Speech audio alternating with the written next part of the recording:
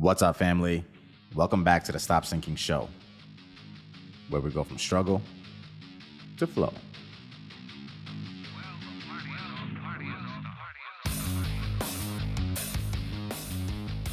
It took me a long time to get to this understanding, or actually bring out this subconscious voice I was being raised with and actually hear it out loud consciously. It took me then tracing back so many aspects of my life and finding how so many of them were tied to this programming, infected by this programming. And if you are like me, or like most of us mere mortals, and have read the title of this episode, chances are you have had this voice go through your head at least once or twice. Or for most of us, once or twice every day.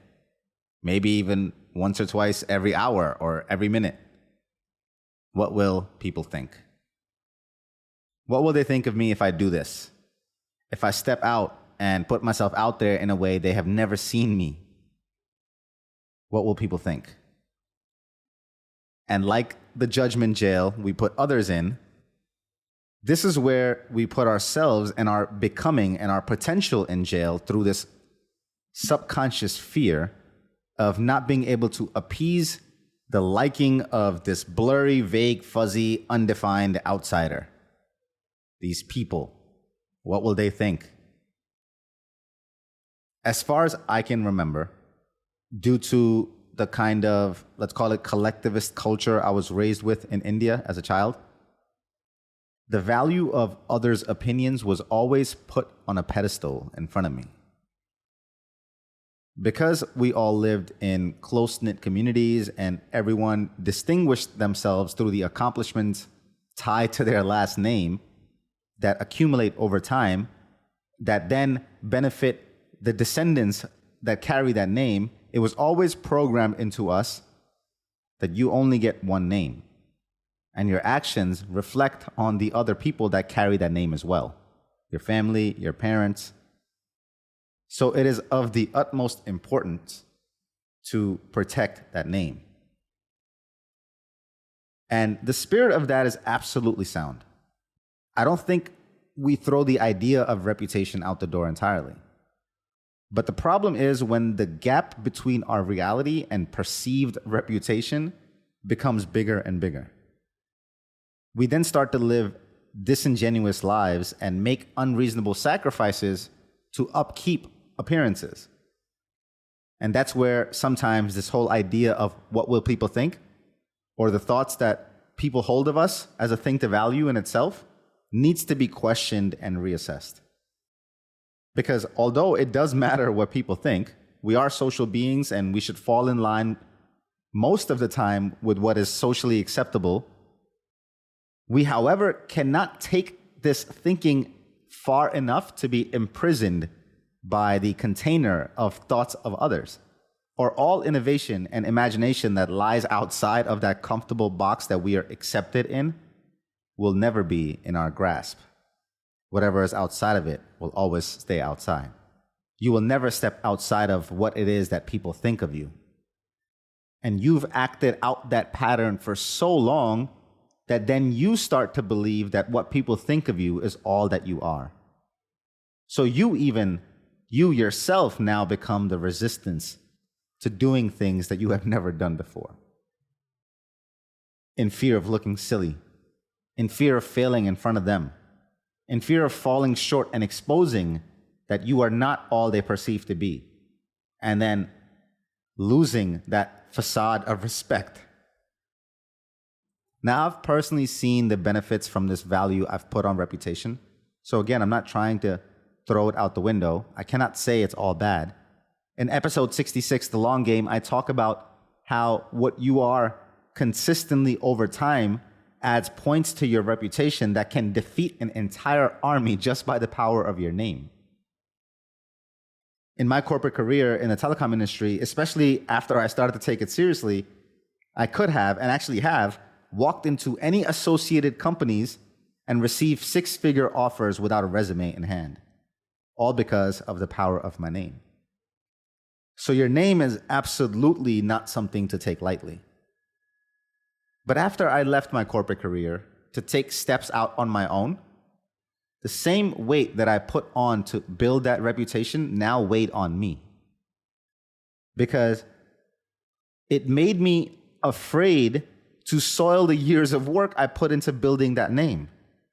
Almost like now, the thing that I work so hard for became more valuable than the work it takes to continue to build it. Almost like a prized possession you're afraid to mess up. And again, most of this is all in our heads because nowhere in any industry, no one is ever sitting there thinking about you. You were replaced faster than you can blink. But still, just like the fear of having to post something new on our social media to look stupid in front of our high school friends we haven't spoken to in 20 years because, oh my God, we might be different or more than what they thought we were. In that same way, we use this. What will people think? If I astray from what they know of me, we use the same thought carried over to past careers, past lives, past efforts. And this kills more dreams and stops more shots being taken than anything else I can think of. And this took me a long time to get to, a long time to understand this subtle programming. In a session with a life coach, we did an NLP technique in which I tried to go back to my child self and question the time where I picked up this value of reputation. What I saw in that session was me as a child, maybe 5 or 6 years old, sitting in the corner of the living room in the house that I grew up in the middle of a gathering of my father's friends, in which I'm just observing.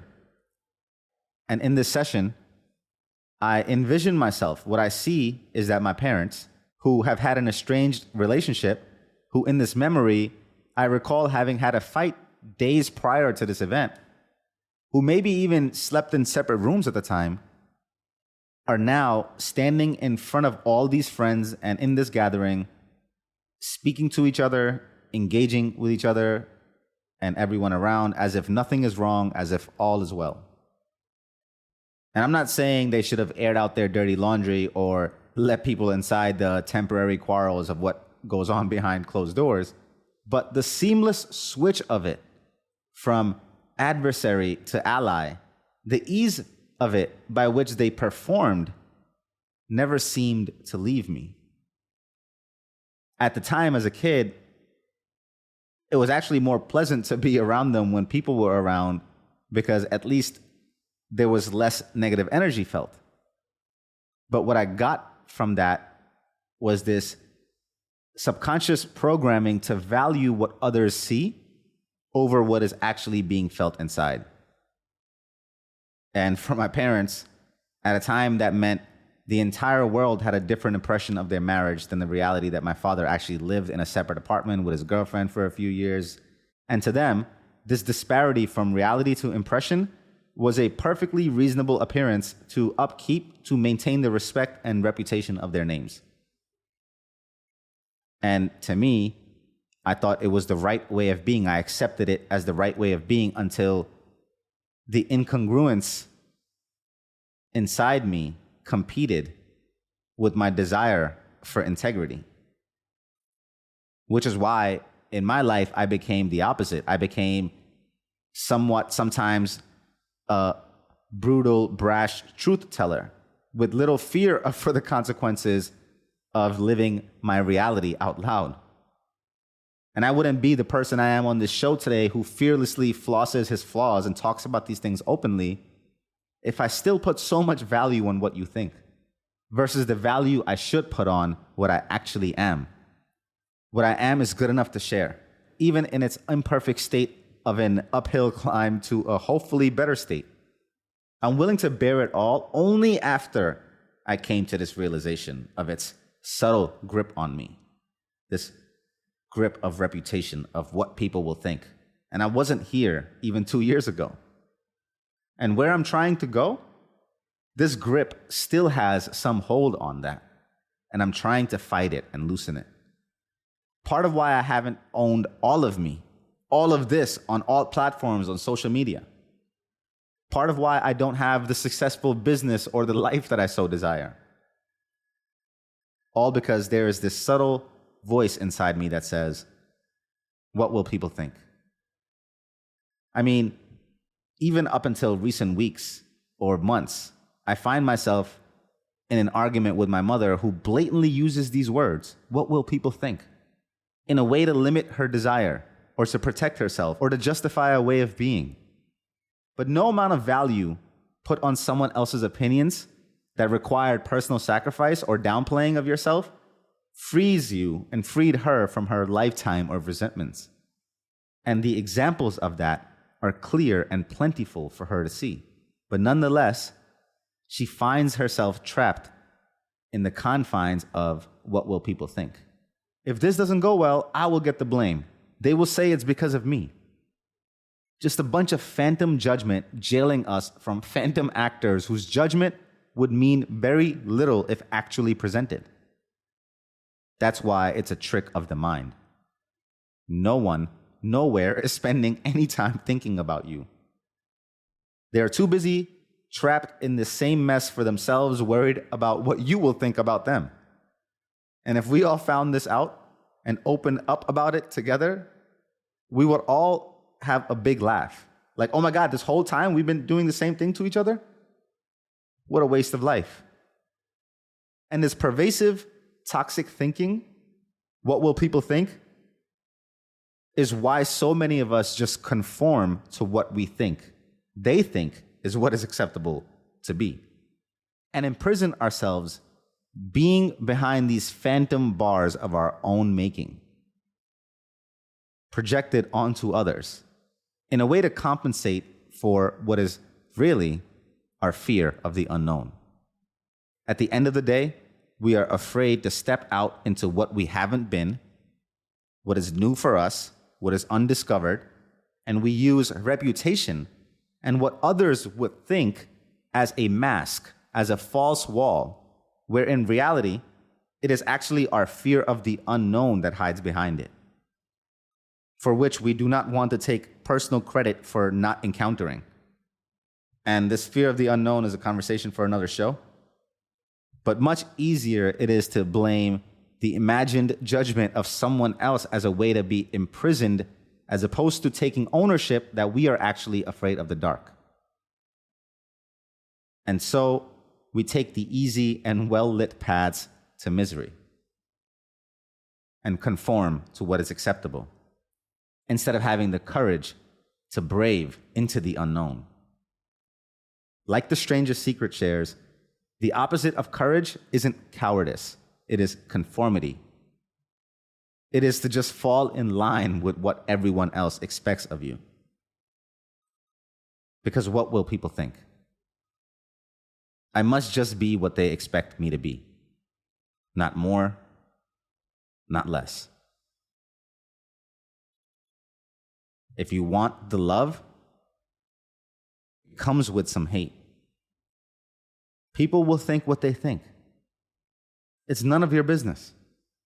And if they really thought the horrible things you imagine and attribute to them thinking of you, even though it's really just a play of your mind, are these people then really people of value? Forget about what people think. Tend more to who you are, what you want to become, and if you are actually becoming it. Love you, family. Please share the show. See you on the next one.